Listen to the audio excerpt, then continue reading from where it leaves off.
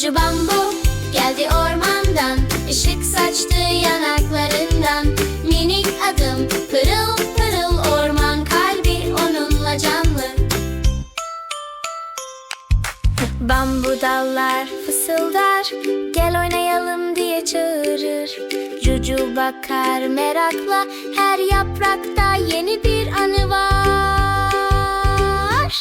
Cucu bambu geldi ormandan, ışık saçlı